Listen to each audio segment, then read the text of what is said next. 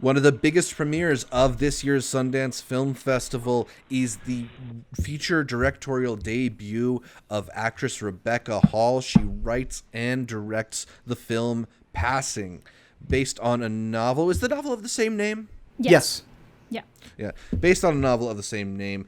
This film is about two African-American women who can pass as white, choosing to live on opposite sides of the color line in 1929 New York City. It's an exploration of racial and gender identity, performance, obsession, and repression, based on the novella by Nella Larsen. You have Tessa Thompson, Ruth Negga, André Holland, Alexander Skarsgård, and my boy Bill Camp in the cast here. This is one of the most immaculately crafted features in this year's Sundance Film Festival. And Art, I know it's one of your favorites.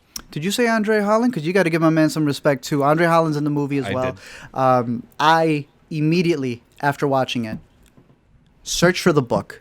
There's an audiobook with Tessa Thompson actually doing the recording. Purchased that one immediately. This had the biggest skepticisms going into it because people love this book by Larsen. It is like really high up there, the subject matter that's in there. And people were like, Rebecca Hall?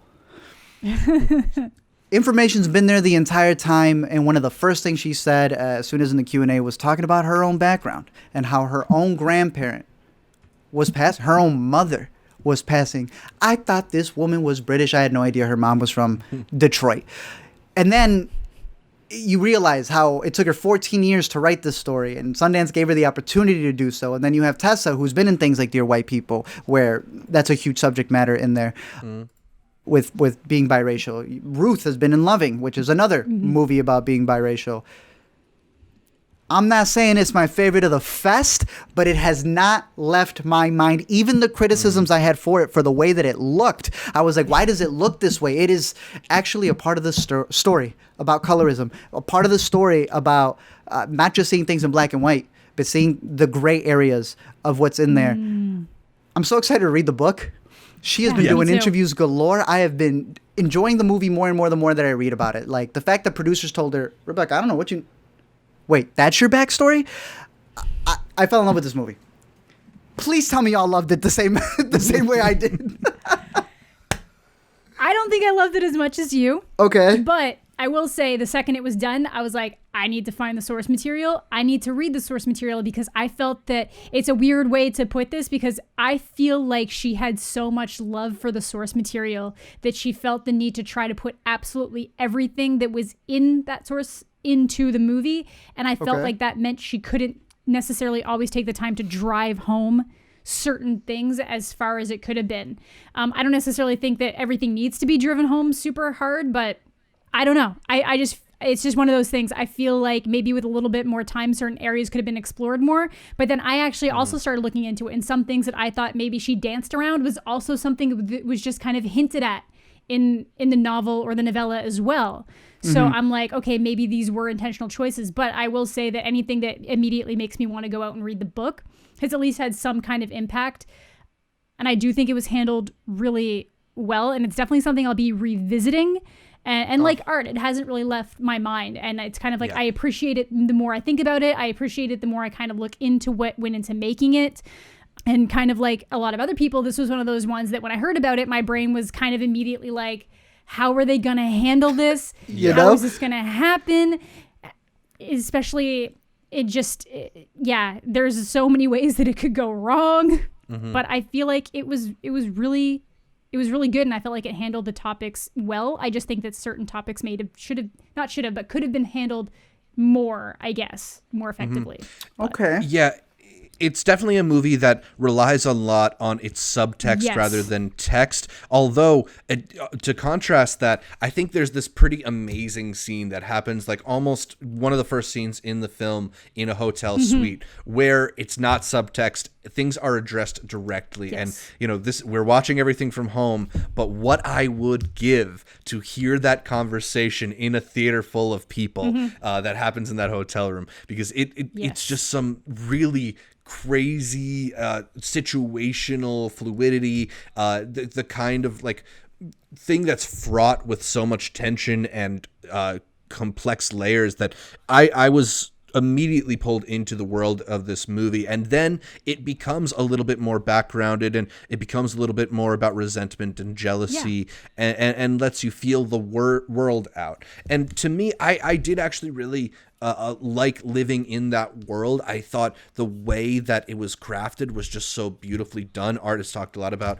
the cinematography, but that cinematography is gorgeous. Maybe my favorite looking film of the film festival, and it's done in a way that really lends itself to the story. I think sometimes people talk about, why would you film a movie in black and white these days, right? Like, are you just showing off? Are you just indulging yourself? But this is so central to the thematic resonance of the story, the way that society often treats things as black and white, and the way that the film actually has a lot more in the middle. I think the cinematography really emphasizes skin tone even ahead of skin color, which is so important to what they're trying to get across here. And I just loved thinking about all those considerations that are going on in the movie. Like they put it all out on the table for you, and even if they don't necessarily show you where to go with it, I think there's so much there to chew over that I felt like I got so much from this movie. She had even said, she was like, the film itself and the way that we shot it and the motifs that we went for, there are parts where I thought, I was like, this is way too overblown. No, my man's in the shadows. And she's talking about that what the film is trying to emulate is that the film itself is passing. And I was like, oh my God. I think that there's, like you guys said, there's a lot of subtext to it. With the book being 90-ish pages, the movie's 90-something minutes too. Like they're both really, really short with everything that it's trying to tackle.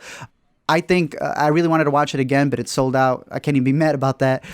I think that there's like a lot of nuances that I was thinking about afterwards, and it has an ending. I'm not going to spoil it, even though it's damn near almost 100 years old. That hits. It's great, and that's the thing that's been bouncing around in my mind a lot. Just the state of mind of the characters for multiple reasons, not just like Zach had mentioned in the jealousy parts of it. Obviously, there's the racial part of it as well, but just a lot of their backgrounds and being, a parent or being the specific job that they're in. I found all that stuff really interesting, and it's like. Yeah. I wanted to rewatch it just to see what else I may have missed, but definitely picking up the book, because at least in the book, they're going to say it, where all of that is just nuanced in the movie. I really liked it. The ending is very ambiguous. That's one thing I know some people hate that. It has a very ambiguous ending, and I even double checked. The book apparently is also a very ambiguous ending, so it's intentional. It's not like, it is one of those things. After the movie was done, I went back. I was like, because you can do that. That's the best part. Because you can do that. Sundance, you can go back if you missed something. So I went back and I was like, yeah, that was intentional. Like, that's very intentional as to like what happened. So if you're someone who hates an ambiguous ending, just as a warning there, but it gives you a lot of room to kind of like think about options of what could have happened, what did happen, why it happened. I do really love the use of sound in that ending. She does a lot of manipulation of what you can hear and what you can't hear, and sort of focuses you in on certain things. And in the ending, it really it pulls you out of the scene and then throws you right back in. I think it's just really good filmmaking here. I wasn't expecting to be so blown away by Rebecca Hall as a filmmaker. Yeah. Who was? Sundance has a lot of these actors making their directorial debuts, and a lot of them are fine. A lot of them are even good, but rarely are they so distinctive, so striking visually and sonically. She's clearly somebody who's not just thinking about directing as the next step in her career, but thinking about directing because she's thinking about how films are effectively made. And 14 years. It's another example of a movie where I need to see whatever she wants to do next. Yeah, I think both actresses did a fantastic job. I think André Holland did a fantastic job. Proof point that Alexander Skarsgård is an actor who does not give a damn what you think about him. This man will take any role. I was thinking back, Diary of a Teenage Girl. Oh, he played that. Yeah. He played that in that movie. Is there a shitty husband in your movie? Alexander Skarsgård is He'll pick available. up the phone. So just a great cast all around, and like Zach was saying, that I was very impressed by the directing.